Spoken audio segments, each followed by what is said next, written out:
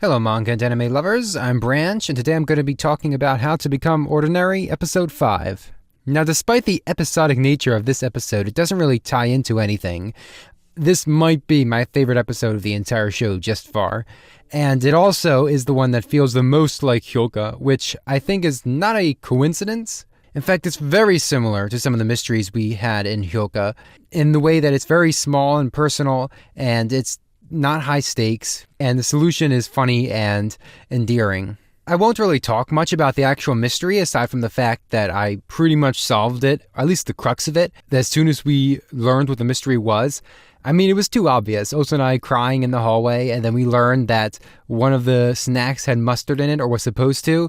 I immediately figured out that she ate the one that had mustard in it, or it turns out hot sauce, and that's why she was crying, because she loves sweets, and she'd be the one to do it. And what she said in the hallway, like, why is fate so cruel to me, or something like that.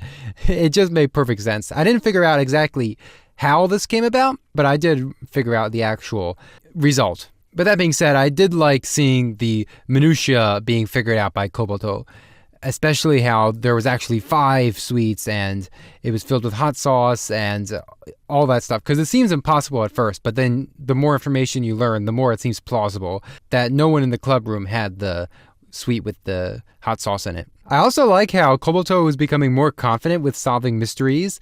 Like, as soon as his friend tells him about the whole thing, he smiles, and you can just tell that he really wants to try and solve this one.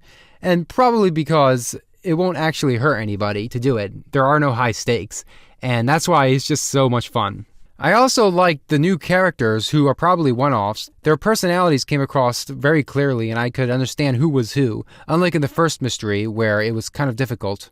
It was very easy to follow and very easy to figure out, so I really appreciated it. The one thing that's holding it back, unfortunately, unlike in Hyouka, is that a lot of these people are complete strangers. We're just meeting them this episode, and aside from Koboto and, oh my goodness, why am I blanking on his friend's name?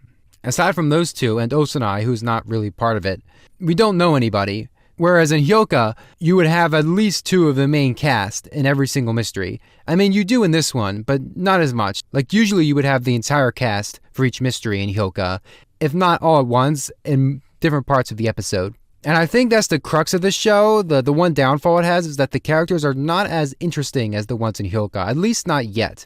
Their surface-level personalities are not as engaging as the surface-level personalities of the characters in Hyouka. That being said, we're only like halfway through the season, so I'm sure we'll learn a bunch more about these characters and they'll become a lot more interesting as we go on.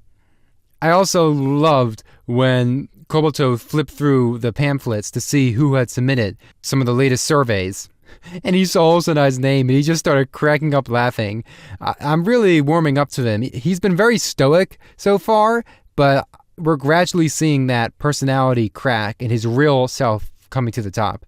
And I can't wait till the same happens to Osanai.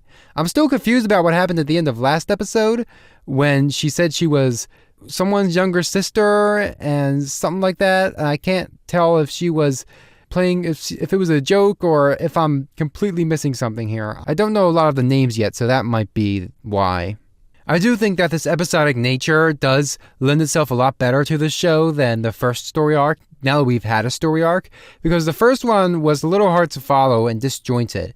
And this was one of the tighter mysteries, this single one-off that we've had. So I really hope the series continues like this, or it goes into a more connected story arc, not one that's segmented into different mysteries.